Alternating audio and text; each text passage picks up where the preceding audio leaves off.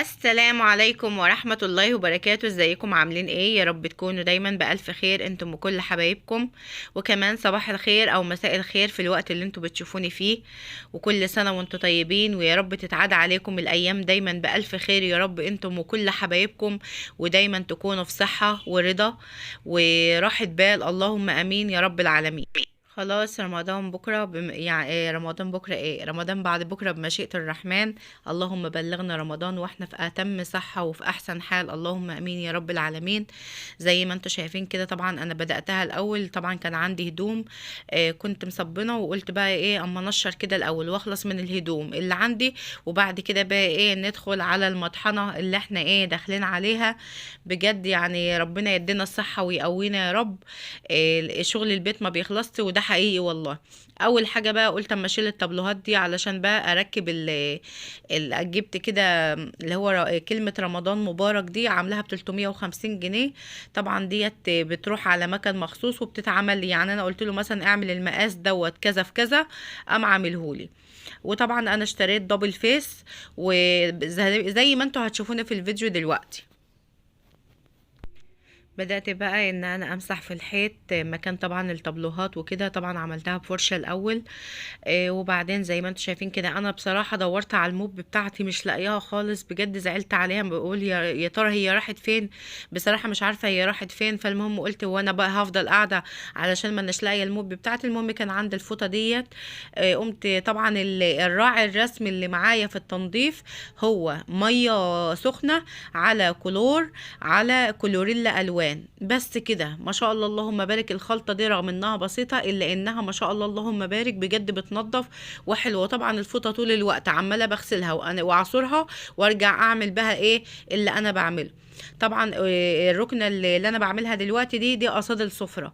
فقلت بقى اما اشيل اللهم صل وسلم وبارك على سيدنا محمد، الشيلت بتاعتها، واعملها بقى بالمكنسه كده. طبعا انا لقيت ان المكنسه ما كانتش بتشفط كويس، فقمت بقى حل يعني فكيتها كده، وقمت مظبطه المكنسه ومسحها كويس عشان تبدأ تشفط معايا كويس جدا. زي ما انتوا شايفين معايا كده. طبعا بيت فيه اطفال، فلازم طبعا هيقعدوا على اي كنبه بقى بياكلوا مع في ايدهم حاجه هيوقعوا كلام من ده. طبعا بدات اشفط بالمكنسه زي ما انتوا شايفين، بجيب اللي هي الدواخل بتاعه الركنه علشان برضو ما يبقاش فيها تراب. هي بيني وبينكم كده الركنه عايزه تتغسل، بس بصراحه انا مش هغسلها. انا هبقى مثلا اجيب قماشه ولا حاجه ان هي تكون مبلوله وامشيها على الركنه عشان برضو الركنه تكون نظيفه. بس ان شاء الله على العيد ان عشت وكان لي عمري بمشيئه الرحمن هعمل كده يعني. بس قلت بقى لا يعني في حاجات تانية انا لسه عايزه اعملها. بجد الايام دخلت جامد وفجاه لقيت الوقت اتسرق مني وما خلصتش حاجه. يعني انا كنت والله العظيم كنت هدهن الرخامه وهنزلها وهعمل لكم بقى المطبخ وكلام من ده. لقيت ان الوقت دخل ومفيش وقت ان انا اعمل الكلام ده. فقلت عادي ممكن اعمله في رمضان، ايه المشكله يعني؟ هو انا مثلا لو انا عايزه اعمل حاجه لازم استنى رمضان علشان اعملها؟ لا عادي مفيش مشكله. قلت يعني هصورها في اي وقت ما اعملها، وبعد كده هنزلها لكم علشان تشوفوا برضو انا عملت ايه. ديت بقى الركنة التانية اللي هي ده يعتبر الليفينج بتاعنا اللي احنا بنقعدوا عليه، قصد الشاشة بقى. فدي قعدتنا الأساسية بقى. طبعا بدأت برضو ان انا انفضها بالفوطة الاول، انفض الشيلت بتاعتها كده، وبعد كده طبعا هشيل الشيلت وهشفطها برضو كويس بالمكنسة. وزي ما انتوا شفتونا عملت في المرة اللي فاتت. طبعا احنا ما بدأناش الفيديو بتاعنا بالصلاة على سيدنا الحبيب، فلازم طبعا نصلي على سيدنا الحبيب علشان قلبنا يطيب ولساننا يطيب وحياتنا تطيب بمشيئة الرحمن. فاللهم صل وسلم وبارك على سيدنا محمد وعلى آله وصحبه وسلم. يعني بجد الواحد مش مصدق ان خلاص رمضان بعد بكرة. كان بيقول يعني ده فاضل كام شهر على رمضان، فجأة كده رمضان بعد بكرة ان شاء الله. فاللهم بلغنا رمضان. يعني بجد الايام بتجري بسرعة قوي قوي قوي، يعني قوي من هنا لحد بعد بكرة. فالحمد لله على كل حال. ربنا يبارك لنا في صحتنا وفي أموالنا وفي وقتنا وفي كل حاجة في حياتنا. قولوا آمين، اللهم آمين يا رب العالمين. طبعا برضو ايه، انا بشفط كويس بالمكنسة برضو علشان الركنة ما يبقاش فيها اي تراب. وطبعا الاستاذ سولي هو الراعي الرسمي اللي مش راضي يسيبني في حالي، وعمال بقى ايه كل ما اعمل حاجة يجي يجري يقوم قاعد، اعمل حاجة يشد من ايدي كده. يعني اي طبعا اطفال في البيت اكيد انتوا عارفين، يعني ما انتوش تايهين بقى. بدأت برضو اشفط، انا بتأكد انها اتشفطت كويس، واللي بحس ان المكنسة مثلا مش طايلاه او مش بتشفطه كويس كنت بايديا كده بقوم ايه مدخلة ايديا كده واقوم مطلعاه. اهو الاستاذ سولي برضو عمال يضايق فيا برضو وعمال يزهق فيا، مش عارفة. يلا ربنا يخليه ويهديهم جميعا يا رب. طبعا معلش على صوتي، انا بجد مش عارفه هو البرد مش راضي يسيبني ليه. يعني الحمد لله على كل حال. بوريكم بقى ده الهلال اللي انا عملته. حطيت له طبعا دبل فيس زي ما انتم شايفين كده بالمقص، وبدات اقصقص حتت صغننه كده واعملها زي ما انتم شايفين. جيت بقى اعلقها على الحيط، لقيت ان لما بشد الدبل فيس بيطلع كله معايا، فقمت رايحه قاعده على السفره تاني وبدات ان انا اشيل الورق بتاعه، وقمت رايحه ايه لازقاها على الحيط. طبعا كانت الحيطه نشفت وايه، وعلقت الكلمه ديت، وهتشوفوها بقى في الاخر شكلها بسم الله ما شاء الله اللهم بارك، حلوه قوي قوي قوي، جميله قوي، عجباني بجد، يعني مبسوطه بها قوي. طبعا الحاجات دي كانت على السفرة، فقلت بقى ايه اما اشيل طبعا انا عملت الركنة وظبطت كله. المهم قلت بقى اما اشيل الحاجات اللي على السفرة دي وامسحها علشان تكون جاهزة برضو، وبعد كده بقى ايه اقوم شايلة السجاد. يعني بجد انا تعبت جدا جدا امبارح. إيه الكلام ده كان امبارح بالليل. إيه تاني يوم النهارده بقى علقت الزينه اللي انتوا هتشوفوها معايا في البلكونه، وقلت اما انزلها لكم بقى النهارده. ويا رب الفيديو يعجبكم، ويا رب اكون خفيفه على قلبكم، والفيديو كده ايه ينال اعجابكم بقى، ويديكم طاقه كده وباور ونشاط. ولو في اي حاجه بقى يعني عايزه تتعمل قومي كده في 5 دقايق كده اعمليها. زي ما انتوا شايفين طبعا بمسح السفره. هي السفرة بتاعتي بسم الله ما شاء الله اللهم بارك 8 كراسي فكبيرة، فطبعا عايزة اتأكد ان الازاز كله اتمسح، عمالة بلف حواليها كده.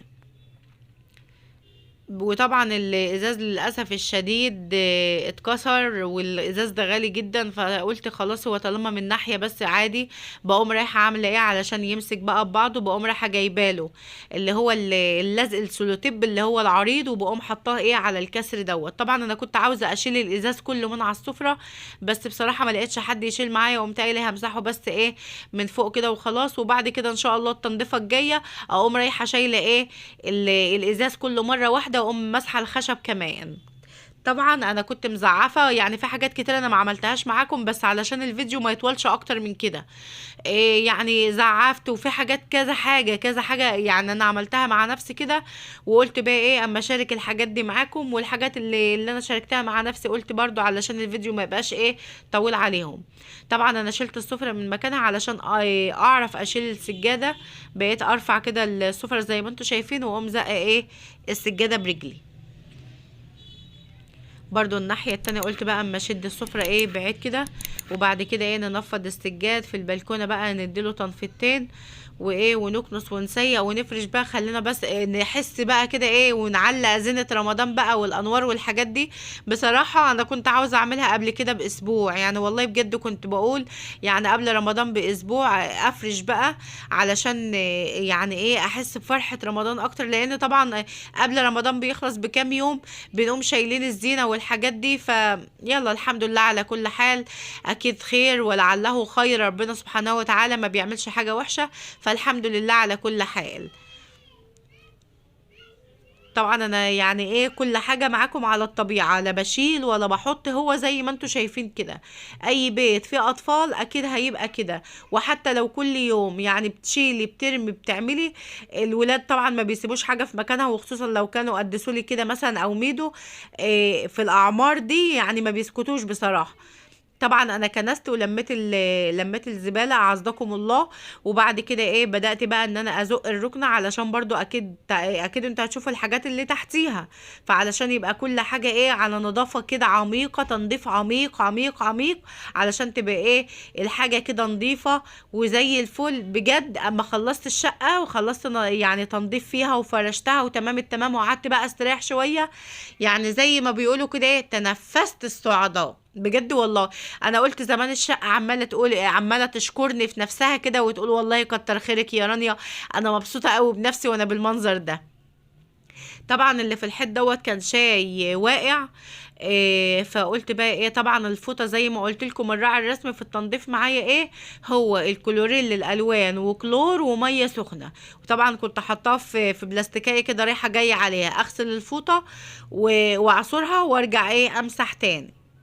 طبعا زي بوريكم بقى الكركبه وان انا نقلت الركنه وكلام من ده، بدات بقى ايه ان انا امسح الشباك برضو علشان ايه يبقى كله ايه نضيف كده في نضيف. وطبعا كانت الماسوره بتاعه الستاير إيه كانت وقعت، فقلت كنت انا لسه ما ركبتهاش، بس طبعا انا ركبتها مع نفسي لان كنت مش شعلقه فوق، وبصراحه ما كنتش اعرف اصور خالص. وطبعا عندي الشنيور عملتها الحمد لله، وزي ما انتوا هتشوفوها في الفيديو برضو. طبعا الفوطه زي ما بقول لكم كل شويه بغسلها وبعصرها وبرجع تاني. الشباك ما شاء الله اللهم بارك كان منور. طبعا انا كنت تقريبا ما كنتش قايده الفلاش بتاع الكاميرا، فيمكن الاضاءه تحسوا ان هي ايه يعني ايه، اللهم صل وسلم وبارك على سيدنا محمد، مش واضحه قوي. بس طبعا ما شاء الله الشباك نور وبقى زي الفل. كنت بفتحه برضو وبعمل من الناحية التانية، وبعدين فصلت الكاميرا وقمت عاملة الشيش ايه من الناحية التانية برضو، قلت علشان يبقى على نظافة كده ويبقى عملت كل الشباك. بس ايه حبيت اشارك معاكم الظرف ديت بس. فبجد الله المستعان، الحمد لله. وكل سنة وانتم طيبين يا رب، كل سنة وانتم طيبين بجد والله. يعني الواحد فرحان قوي والولاد فرحانين، ويا سلام بقى لو تشوفوا فرحة الولاد لما بقى اللي علقت الزينة وعلقت الحاجات والانوار ومش عارف ايه، فرحانين قوي يعني بجد والله يعني. انا كنت فرحانة اكتر منهم بصراحة. الله يا ماما جميلة يا ماما مش عارف ايه يا ماما، لا بجد يعني في الوقت ده انت بقى بتحس ان تعبك ده خلاص. يعني لما تشوفوا ولادك فرحانين ومبسوطين بالحاجة اللي انت عملتيها، لا يعني ايه بتحس براحة، وبتحس بجد يعني تعبك ده ما راحش على الفاضي، وان الولاد مبسوطين وكله تمام الحمد لله رب العالمين. فالحمد لله يا رب، ربنا يدينا الصحة بس، واحنا نعمل كل حاجة. يعني بجد الصحة ديت كنز، فالحمد لله يا رب على نعمائك الكثيرة اللي انت اديتها لنا يا رب. الف حمد والف شكر لك يا رب على النعم الكتيرة اوي اللي مالية حياتنا. الحمد لله الحمد لله رب العالمين. طبعا انا مسحت الترابيزة برضو، اللي حتة الحيطة ديت حتة حيطة ايه مش فاهمة والله ايه ده. المهم عدوها لي يا جماعة عدوها. المهم الله اكبر وعظم والعزات والدوام لله. طب معلش العشاء بتدن فهفصل دلوقتي، وبعد كده بعد ما الاذان يخلص هرجع تاني. حقا وصدقا لا اله الا الله. نكمل بقى. طبعا انا كنت عامله الحيطه دي بالفوم، لكن ما كانش اتبقى معايا، فاتبقى ايه القطعه اللي انتوا شايفينها دي من غير. فطبعا انا اشتريت فوم وبدات بقى ايه ان انا اكمل الحيط زي ما انتوا شايفين كده. ما شاء الله اللهم بارك الحيطه يعني بجد مختلفه كليا. هي في الحقيقه ما شاء الله اللهم بارك اجمل، يعني ان شاء الله اما تشوفوها يعني في الحقيقه بصراحه اجمل من التصوير. يعني في حاجات التصوير بيخليها حلوه قوي عن الحقيقه، وفي حاجات تانية بتبقى حلوة قوي لكن التصوير مش مبين جمالها وحلاوتها. المهم عملت بقى الحيطة ومسحت الترابيزات ورجعتها مكانها، وبدأت بقى ايه طبعا انا يعني مسحتها تاني بس برضو علشان احس ان الحاجة نظيفة. يعني ايه بعد كده بقى تطويقة بسيطة كده بقى بدأت ان انا اسيق زي ما انتوا شايفين. طبعا كنت معومة الدنيا مية، هو مش واضح في الكاميرا بس انا كنت باخد بالشاشوبة واقوم رايحة ايه ماليه الحته ميه علشان الحاجات اللي انتوا شايفينها في الارض دي تبوش. وبالفعل بسم الله ما شاء الله السيراميك كان بيبرق بيبرق بجد والله حرفيا. بجد الوصفه دي في التنظيف اعتمديها، هي وصفه بسيطه جدا شوية كلور وشوية غطيين كلوريل ولا حاجة ألوان على شوية مية سخنين، وهتعملي وهتنضفي الحاجة هتبقى بتلمع وزي الفل، بتبقى بتشف وترف كده من النظافة. وكمان البخاخة برضو اللي كانت في ايدي انا حاطة برضو فيها شوية كلور وشوية كلوريل وشوية مية، طبعا مالية البخاخة مية وعلى كده. وهو ده ايه التنظيف بتاعي بصراحة، وبصراحة يعني زي الفل والله. زي ما قلت لكم ان التصوير يعني احيانا ما بيبينش الحاجة على حقيقتها بالظبط، فيعني الحمد لله انا بجد راضية عن النتيجة تماما، الحمد لله رب العالمين. الحمد لله يا رب، يعني تمام التمام كده قوي الحمد لله. طبعا أنا ان شاء الله عاوزة اجيب جردل من اللي هو بتاع اللي الشرشوبة بتتعصر فيه دي، لان طبعا انا يعني كنت بفصل الكاميرا وبعصر الشرشوبة بايديا علشان اتأكد انها ناشفة. فبجد ان شاء الله انا هبقى اجيب الجردل اللي هو بيعصر الشرشوبة جامد دوت. ويا ريت برضو اللي عندها الجردل ده تقول لي رأيها في ايه، يعني بينضف حلو بجد، الشرشوبة بتتعصر حلو وما بيبقاش فيها مية ولا ايه؟ يا ريت اللي عندها الجردل ده تقول لي. وطبعا لو وصلت معايا لحد هنا وطبعا لقيتيني خفيفة على قلبك والفيديو حلو وعجبك تعملي لايك، ويا ريت لو انت مش مشتركة بقى تشتركي علشان القناة تكبر اكتر واكتر بيكم ان شاء الله. وطبعا كل المشتركين الجداد اللي اشتركوا في قناتي، دي قناتكم كمان مش قناتي انا بس، بجد على راسي من فوق وشرفتوني وكترتوني وعلى دماغي والله. وطبعا المشتركين اللي قدام اللي معايا دول في قلبي من جوه، وقسما بالله يعني ربنا يديمكم نعمة في حياتي، وان شاء الله ان شاء الله ان شاء الله القناة دي تكبر وتتشاف وتتشهر. يعني عندي امل، نحلم يا جماعة، يعني لو بطلنا نحلم نموت بجد، يعني لازم نحلم علشان الحلم بتاعنا يتحقق بمشيئة الرحمن. المهم بعمل ايه دلوقتي بقى؟ بزق الركنه مكانها تاني، وطبعا عملت الستاير والحمد لله يعني ايه تمام التمام كده. إيه هظبط الركنه بقى مكانها تاني وهحط الشلت، ونبدا بقى ايه في الفرشه. نبدأ في فرشة السجاد بقى، وهحط الحفاظات لان طبعا زي ما انتوا عارفين ان الجو لسه برد. هو ممكن بالنهار يعني يحسسكم كده ان انتوا في الصيف، لكن بالليل لا بيقلب شتاء. احنا عموما لسه في الشتاء يعني. هو عموما ان شاء الله هو ربيع 21/4، فتقريبا هيبقى بعد العيد ولا ايه؟ اه ايوه هيبقى بعد العيد ان شاء الله، يعني فصل الربيع هيبدأ بعد العيد الصغير بمشيئة الرحمن. فاحنا لسه في الشتاء يا جماعة، لا تخففي هدوم لا ليكي ولا ولادك، لا لسه ما تخففيش دلوقتي، حتى لو الجو حر بالنهار ما تخففيش، لان هو بيجي بالليل وبيبرد جامد جامد. فما تخففيش هدومك لا انت ولا ولادك، لان احنا لسه في الشتاء. طبعا الحفاظات دي انا كنت شارياها في اول الشتاء كده، ما شاء الله اللهم بارك، حلوة جدا يعني بجد. اما بنقعد عليها مش بحس بسقعة ولا بأي حاجة، بجد مدفية المكان يعني. الحفاظات اللي الظهر بتاعها بيقولوا دوتس ده محبب، ما شاء الله اللهم بارك، بتدفي حلوة قوي بجد جميلة. يعني لو قابلتك هاتيها هي حلوة قوي وبتدفي في الشتاء جدا. طبعا هو السجاد مش نظيف، يعني عشان برضو ما اضحكش عليكم، هو السجاد مش نظيف خالص، بس هنعمل ايه؟ جاي ان شاء الله، يعني رمضان بيعدي في ثواني، وان شاء الله جاي العيد فهنغسل السجاد، فيعني مش كل شوية بقى غسيل سجاد وكلام من ده، لا. فان شاء الله في العيد بمشيئة الرحمن هنغسل السجاد ونظبط الدنيا. لكن الحفاظات ايه يا استاذ سولي؟ يلا اقفل يا حبيبي، اقفل الباب يلا. لكن الحفاظات ما شاء الله مغسولة وزي الفل، يعني انا غسلتها وطبعا فضلت يومين في الشمس كده، اتشمست وخدت التحميصة المظبوطة، وبعد كده بقى طبقتها وعنتها، قلت ايه اما افرش بقى يبقى تتحط على نظافة كده، لان السجاد يعني مش نظيف قوي، فقلت لا هتبقى الحفاظات نظيفة وزي الفل كده، علشان ايه نتنفس السعداء زي ما بيقولوا ونحس بالنظافة. بجد يعني النظافة دي يعني حقيقي النظافة من الإيمان بجد والله. يعني لما يبقى المكان مكركب حواليكي انت بتبقي متضايقة، ده أكيد، وبتحس بطاقة سلبية. يعني بجد التراب نفسه بيجيب طاقة سلبية في المكان. فلما انت بتكوني منظفه لا بتحسي ان الجو اختلف، بتحسي ان لا الشقه فيها يعني ايه، الشقه ريحها بقى حلو وطيب كده، وانت مبسوطه وانت قاعده. انما لما المكان يكون مكركب بتحسي ان الجو حر، بتحسي ان انت مخنوقه. فالحمد لله بجد النظافه من الايمان، الحمد لله ربنا يديم نعمه علينا ويدينا الصحه، ودايما ننظف ونخلي حاجتنا حلوه ان شاء الله.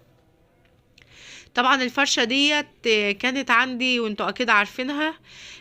انا ان شاء الله ان شاء الله ربنا بس ييسر ويرزقنا كده من حيث لا نحتسب، هجيب فرشة جديدة علشان العيد وكده، فربنا المستعان وربنا ييسر بقى. حطيت بقى الرنر الجديد على السفرة. طبعا انا كنت حطيت الكراسي ديت، قلت الاول كده اخلص منهم، وبعد كده حطيت الايه التمرية دي. لسه والله ما جبناش حاجة يعني، لا جبنا تمر ولا جبنا اي حاجة، ان شاء الله هنجيب بكرة بقى وخلاص، ويمكن اصوره معاكم بمشيئة الرحمن. بس يعني بنجيب حاجات بسيطة وعلى قدنا، الحاجة غالية جدا فكل واحد على قده، يعني مش لازم تخنقي جوزك او يجيب يعني بكميات، لا هاتي على قدك انت ولادك، مش شرط تجيبي كميات ولا حاجة، بس برضو علشان ما نحسش ان احنا يعني ايه اتحرمنا من حاجة او سيبنا حاجة ما جبناهاش. بدأت بقى ان انا ايه هعلق بقى الفرع بتاعت النور دي. انا جايبة اللي هو بفيشتين جايباه ب60، وجايبة اللي هو بفيشة واحدة ب45. المهم طبعا انا عندي اللي هي الكور اللي في البلكونة دي، جبت قماش بقى يعني قصقصت قصاقيس كده من عباية قديمة عندي، من الحبل هيبقى تخين فمش هينفع، فعملت زي ما انتم شايفين كده القصقوصه دي رفيعه، وبدات ان انا اربطها في الكوره ديت. وكوكي كانت فوق على السطح، طبعا الجو كان بجد تلج تلج يعني في البلكونه او فوق السطح، وبدات ان انا اربطه لها وهي تشد ايه من فوق، واقول لها لا يا كوكي اهو الحبل اللي هي منزلاه من فوق اهو بربطه لها علشان تشده. وهتشوفوا بقى المنظر النهائي في الاخر كده. يعني خلاص هيبقى ده يعني خلاص قربنا على نهايه الفيديو. يا ريت لو انا الفيديو عجبكم وانا خفيفة على قلبكم، يا رب اكون خفيفة على قلبكم ودمي مش تقيل، تعملوا بقى لايك واشتراك علشان ان شاء الله القناة دي تكبر بيكم وليكم. وكل سنة وانتم طيبين يا رب انتم وكل حبايبكم، ودايما تكونوا في راحة بال وصحة وسعادة، اللهم امين يا رب العالمين. اتمنى بقى ان يعني اما تشوفوا بقى اخر الفيديو وتشوفوا الشكل النهائي بقى يعجبكم، واسيبكم في رعاية الله وحفظه.